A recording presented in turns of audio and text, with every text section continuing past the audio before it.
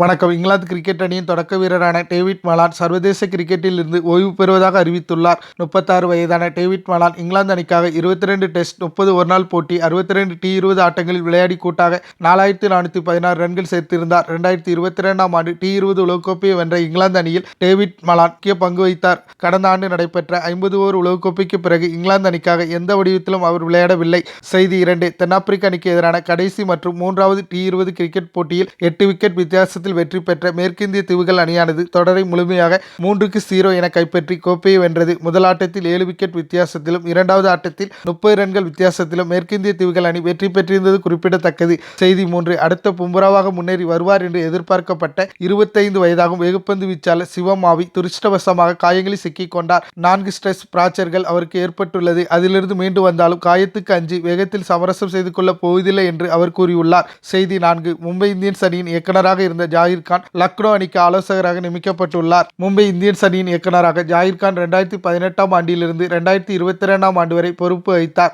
45 வயதாகும் ஜாகிர் கான் 100 IPL போட்டிகளில் விளையாடிய அனுபவம் உடையவர். Mumbai Indians, royal challenge Bangalore மற்றும் தில்லி டேர் டேவிட்ஸ் அணிகளுக்காக விளையாடியுள்ளார். செய்தி 5 ஜம்மு காஷ்மீரில் ஸ்ரீநகர் மாவட்டத்தில் அமைந்துள்ள பக்ஷி மைதானத்தில் லெஜெண்ட்ஸ் லீக் கிரிக்கெட் போட்டியில் இறுதிப் போட்டியில் நடைபெறவிருக்கிறது. இந்திய மற்றும் சர்வதேச வீரர்கள் 40 ஆண்டுகளுக்கு பிறகு காஷ்மீரில் விளையாட இருக்கிறார்கள். ஜம்மு காஷ்மீரில் 38 ஆண்டுகளுக்கு பிறகு இந்த கிரிக்கெட் போட்டிகள் நடைபெறவிருக்கின்றன. 200க்கும் அதிகமான வீரர்கள் கலந்து கொள்ள இருக்கிறார்கள். கடைசியாக ஸ்ரீநகரில் 1986ஆம் ஆண்டு சர்வதேச ஒருநாள் போட்டி நடைபெற்றது. இதில் இந்தியாவுடன் மோதிய ஆஸ்திரேலியா 3 விக்கெட்கள் வித்தியாசத்தில் வெற்றி பெற்றது குறிப்பிடத்தக்கது. செய்தி 6 கடந்த 3 வருடங்களாக அவ்வப்போது KL ராகுலை சந்தித்து வருகிறோம். ஆனால் இது ஊடகங்களில் ஏன் இவ்வளவு பெரிதுபடுத்தப்படுகிறது என புரியவில்லை. லக்னோ அணியின் ஒரு பகுதி KL ராகுல், LSG அணியின் துவக்கத்தில் இருந்து ராகுல் இருக்கிறார். தனிப்பட்ட முறையில் எனக்கும் எனது மகனுக்கும் KL ராகுல் குடும்ப உறுப்பினர் போன்றவர் என லக்னோ அணியின் உரிமையாளர் சஞ்சய் கோயங் கூறியுள்ளார். செய்தி 7 சர்வதேச T20 கிரிக்கெட்டில் தொடர்ந்து 14 வெற்றிகளை பெற்று தொடர்ச்சியாக அதிக வெற்றிகளை பெற்ற அணியாக ஸ்பெயின் சாதனை படைத்துள்ளது. தொடர்ந்து 13 வெற்றிகளை பெற்று மலேசியா மற்றும் பெர்முடா அணிகள் 2வது இடத்திலும், தொடர்ந்து 12 வெற்றிகளை பெற்ற இந்தியா, ஆப்கானிஸ்தான், ருமேனியா ஆகிய அணிகள் 3வது இடத்திலும் உள்ளன. செய்தி 8 IPL 18வது சீசனின் மெகா ஏலத்திற்கு முன் சென்னை சூப்பர் கிங்ஸ் அணியில் இருந்து 3 முக்கிய வீரர்களை வெளியேற்ற வாய்ப்புள்ளதாக கூறப்படுகிறது. அவர்கள் சர்துல் தாகூர். 4 கோடிக்கு வாங்கப்பட்ட இவர் கடந்த சீசனில் 9.75 எக்கனாமியில் 5 விக்கெட்களை மட்டும்தான் வீழ்த்தினார். அஜிந்த் ரஹானே கடந்த சீசனில் 12 இன்னிங்ஸில் 123.46 ஸ்ட்ரைக் ரேட்டில் 242 ரன்களை தான் எடுத்தார். வயது 36 ஆகிவிட்டதால் இவரை தக்க வைக்க வாய்ப்பே இல்லை என கூறப்படுகிறது. ராசின் ரவீந்திரா 1.8 கோடிக்கு வாங்கப்பட்ட அவர் கடந்த சீசனில் 10 போட்டிகளில் 222 ரன்களை தான் சேர்த்தார். செய்தி 9 வெஸ்ட் இண்டீஸ் அணியின் முன்னணி வேகப்பந்து வீச்சாளரான ஷானன் கேப்ரியல் சர்வதேச கிரிக்கெட்டில் இருந்து ஓய்வு பெறுவதாக அறிவித்துள்ளார். 36 வயதான இவர்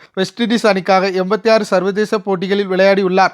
அதில் 59 போட்டிகளை டெஸ்ட் கிரிக்கெட்டில் விளையாடியுள்ளார். இவரது கடைசி ஆட்டம் இந்தியாவுக்கு எதிராக கடந்த வருடம் போர்ட் ஆப் ஸ்பெயினில் நடைபெற்ற டெஸ்ட் போட்டியாகும். செய்தி 10 புச்சிபாவு கிரிக்கெட் தொடர் தமிழ்நாட்டில் 4 இடங்களில் நடைபெற்று வருகிறது. இதில் இந்திய அளவில் 12 அணிகள் ஆடி வருகின்றன. இந்த தொடரில் இந்திய சீனியர் வீரர்கள் பலரும் ஆடி வருகின்றனர். கோவையில் நடைபெறும் ஆட்டத்தில் மும்பை அணிக்காக விளையாடும் சீனியர் வீரர் ஸ்ரேயஸ் ஐயர் பந்து வீசினார். அவர் சுனில் நரேன் ஸ்டைலில் பந்து வீசினார். இது தொடர்பான வீடியோஸ் தற்போது சமூக வலைதளங்களில் வைரலாகி வருகிறது.